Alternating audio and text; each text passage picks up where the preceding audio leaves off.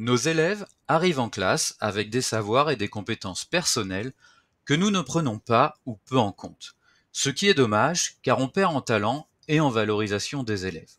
Je me penche ici en particulier sur les compétences numériques acquises par nos élèves hors du système scolaire. Comment les intégrer à nos cours? Cette vidéo n'a évidemment pas la prétention d'être exhaustive, elle n'est que le fruit de la réflexion d'un enseignant qui s'investit particulièrement dans le numérique. Tout d'abord, un point théorique rapide sur l'évolution de l'enseignement avec Internet. En 1986, le professeur Jean Houssaye proposait une modélisation de l'enseignement sous la forme d'un triangle avec trois acteurs principaux, l'élève, l'enseignant, le savoir, qui entretiennent des relations censées être équilibrées dans l'idéal. Le savoir apparaît alors comme largement scolaire, avec une institution qui contrôle tout, le savoir par les programmes officiels, l'enseignant qui est formé et contrôlé par le système, et l'élève qui évolue dans une école qui fixe des règles de vie et de sociabilisation. En 2014, le chercheur et formateur Bruno de Vauchel, spécialiste de l'enseignement par le numérique, propose une réécriture du triangle pédagogique d'Houssaye à l'heure du numérique et surtout d'Internet. Il y ajoute un cercle du numérique qui dépassait celui de l'institution scolaire. Dans ce nouveau schéma, le savoir ne vient plus seulement de l'école, mais aussi d'Internet et des nouveaux médias. L'élève n'apprend plus seulement à l'école, il se cultive aussi en dehors de l'école, avec Internet notamment. L'enseignant ne prépare plus ses cours avec les seuls outils fournis par l'institution scolaire, il utilise aussi Internet. La salle de classe n'est donc plus le sanctuaire du savoir, et le maître n'est plus, la source absolue du savoir. Le cadre institutionnel existe toujours, mais il doit être repensé en s'adaptant notamment à l'évolution rapide de la société, dans un monde où le savoir évolue vite et en permanence, avec donc une priorité donnée aux compétences et aux méthodes pour s'insérer dans cet univers. Par exemple, apprendre aux élèves à maîtriser le flot d'informations sur Internet avec un esprit critique, à gagner en autonomie, à collaborer efficacement en groupe. Cette évolution provoque un certain nombre de points négatifs, parmi lesquels on peut citer une remise en cause de l'utilité du savoir scolaire par certains. En effet, certains disent que tout est sur Internet. Une confusion entre les savoirs démontrés et les croyances. Sur Internet, toutes les paroles ont tendance à se valoir, celles du spécialiste comme celles du novice qui donne son avis. Un manque de recul critique sur les informations en ligne, avec la confusion entre information et opinion, et puis le problème des fake news, et enfin un décalage entre les contenus faciles à consommer d'Internet, les courtes vidéos par exemple, et le savoir scolaire qui est plus exigeant. L'enseignant a donc un rôle majeur à jouer, avec par exemple le développement d'une culture solide chez les élèves, de l'esprit critique, le goût de l'effort et la satisfaction non immédiate. Comment? En mettant en œuvre des stratégies pédagogiques stimulantes, de pédagogie active, et en actualisant très régulièrement son savoir. Mais Internet a aussi apporté des points positifs, avec l'accès à un large savoir qui permet à l'élève de se cultiver seul, certains ayant une culture d'ailleurs très pointue dans certains domaines, la possibilité d'une nouvelle auto-formation grâce aux nouveaux formateurs d'Internet, les blogueurs, les créateurs de tutoriels vidéo, le développement de solides compétences numériques techniques, on a des élèves créateurs de contenu ou même codeurs, tout cela surtout dans les familles, créant ce que les anthropologues appellent un environnement capacitant, c'est-à-dire susceptible de développer chez l'enfant de vraies compétences, par exemple l'achat d'un matériel informatique performant, le développement d'une culture de la curiosité dans la famille, etc., etc. Ce savoir riche de l'élève, acquis avec Internet, ne doit donc être ni ignoré, ni rejeté par l'école. Voyons à présent quelques exemples concrets pour intégrer les compétences numériques des élèves acquises hors du système scolaire. L'idée centrale est de faire preuve d'opportunisme cognitif, une idée chère à Bruno de Vauchel, c'est-à-dire que l'enseignant doit saisir toutes les occasions de valoriser les compétences numériques de l'élève en le laissant les utiliser, en les intégrant lui-même, en les transmettant aux autres élèves. Pour cela, il faut bien sûr que l'enseignant soit ouvert aux apports des élèves qui ne craignent pas une perte de contrôle ou d'autorité en faisant appel à leur savoir. C'est une posture très importante et salutaire. Il faut également informer les élèves, leur dire clairement que toute suggestion intéressante est bienvenue, que ce soit pour présenter une autre application ou pour proposer une autre manière de faire.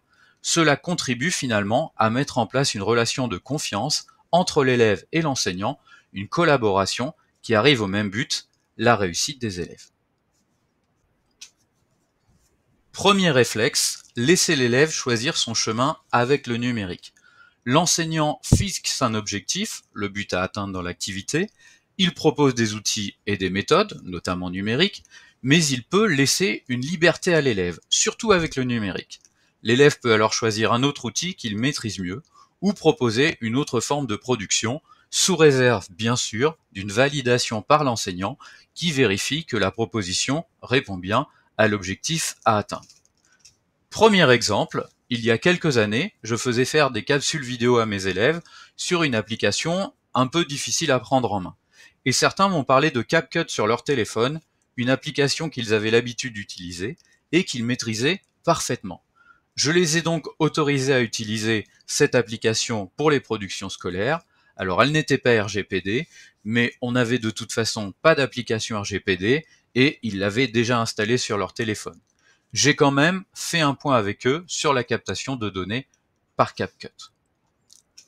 Autre exemple, j'avais proposé à mes élèves de 3e, dans le cadre d'un chapitre mêlant histoire et EMC, d'aller étudier en autonomie le monument aux morts de leur commune avec une grille d'analyse, et j'avais demandé un diaporama illustré comme production finale.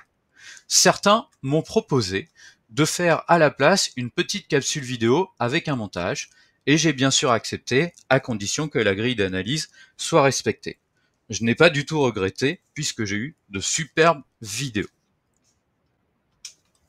Deuxième point, utiliser et valoriser les compétences de l'élève. Mettre l'élève en position de tuteur-formateur, le laisser présenter à la classe une nouvelle application ou une nouvelle méthode numérique qu'il maîtrise bien, après validation par l'enseignant, bien sûr. Premier exemple, j'avais monté une activité autour du sondage en EMC. Les élèves devaient recueillir des données en interrogeant leurs camarades et puis les analyser. Un élève a alors proposé d'utiliser un tableur Excel pour faciliter ce travail d'analyse. Et comme je ne suis moi-même pas très doué avec Excel, eh bien en fait je l'ai laissé former ses camarades, d'abord par une présentation au tableau, et puis je l'ai mis en position de tuteur technique pendant toute l'activité. Je l'ai bien sûr récompensé avec des validations de compétences supplémentaires et j'ai aussi envoyé un message aux autres professeurs pour leur signaler que cet élève avait un talent qui pouvait peut-être leur être utile aussi. Autre exemple, je connais certains professeurs, pourtant peu à l'aise avec le numérique, qui ont eu le courage d'engager des activités numériques en laissant les élèves gérer les aspects techniques. C'est très valorisant pour les élèves bien sûr, mais c'est surtout utile à l'enseignant qui va apprendre à utiliser l'application en même temps et qui montre qu'il a aussi des failles. C'est une preuve d'humilité que les élèves apprécient beaucoup en général et c'est aussi une vraie preuve de maturité pédagogique, une capacité à lâcher prise et à faire confiance à ses élèves. Troisième élément intéressant, confier à l'élève une tâche numérique supplémentaire. C'est-à-dire demander à l'élève particulièrement compétent avec le numérique et motivé de mener un projet supplémentaire au bénéfice de tous. C'est un travail à valider bien sûr par l'enseignant avant de le diffuser et c'est un travail là encore qu'il faudra valoriser et récompenser. Là ici ce n'est pas forcément toujours des compétences acquises hors de l'école, mais c'est mettre en valeur les élèves particulièrement doués avec le numérique. Premier exemple, certains élèves sont plus efficaces et rapides que d'autres pour réaliser les activités, même les éléments pour aller plus loin. Et du coup, ils peuvent utiliser une partie de leur temps en classe, ou éventuellement à la maison s'ils sont d'accord, pour créer, par exemple, des exercices ou des quiz de révision pour leurs camarades, en passant par des comptes applications génériques créés par l'enseignant. Ces productions sont ensuite mises à disposition de la classe, après contrôle du prof, et c'est un vrai plus pour tout le monde. Autre exemple, Après un voyage scolaire, on peut par exemple confier à un élève ou à un groupe d'élèves particulièrement motivés le soin de réaliser un montage vidéo pour illustrer le séjour. Certains élèves sont hyper doués et proposent des vidéos magnifiques. Bien sûr, on interdira aux élèves toute diffusion en ligne, toute fuite de documents. Il faut donc évidemment choisir des élèves de confiance. Enfin, il faut penser à encourager la transmission horizontale, c'est-à-dire l'échange entre les élèves. Lors d'une activité numérique, il est bon d'encourager les élèves qui ont un souci technique à demander de l'aide à leurs camarades plus à l'aise avant de chercher l'aide de l'enseignant. C'est efficace car les élèves ont souvent les mots justes et très valorisant pour l'élève qui est sollicité. Là encore, on pourra le récompenser si son aide est régulièrement demandée, s'il s'avère être un véritable tuteur technique, tuteur numérique. Et puis c'est aussi l'apprentissage d'une collaboration efficace et naturelle entre pairs, entre élèves. En résumé, intégrer les compétences numériques des élèves acquises hors du système scolaire, hors de la classe, est un véritable plus pour les élèves, mais aussi pour l'enseignant. Cela permet de valoriser tout le monde et de renforcer la relation de confiance entre les élèves et leurs professeurs, avec donc les quelques réflexes suivants. Premier point, faire preuve d'opportunisme cognitif, comme le rappelle Bruno de Vauchel. Quand un élève fait une proposition numérique intéressante, eh bien on s'en saisit. Deuxième point, laisser l'élève choisir son chemin lors d'une activité numérique en lui demandant bien sûr d'assumer la responsabilité de ses choix. S'il choisit une autre application ou une autre méthode, il faut qu'elle fonctionne et qu'elle arrive à l'objectif fixé par l'enseignant. Troisième point, utiliser et valoriser les compétences de l'élève en le mettant en position de tuteur, de formateur. Quatrième point, confier à l'élève une tâche numérique supplémentaire s'il est motivé pour le faire. Et enfin, encourager la transmission horizontale entre élèves pour développer la collaboration, l'échange entre pairs. Bien entendu, l'enseignant vérifie que ce que propose l'élève est bien conforme et valable, et bien sûr, l'enseignant n'oublie pas de valoriser, de récompenser ses compétences qui apportent un plus à la classe.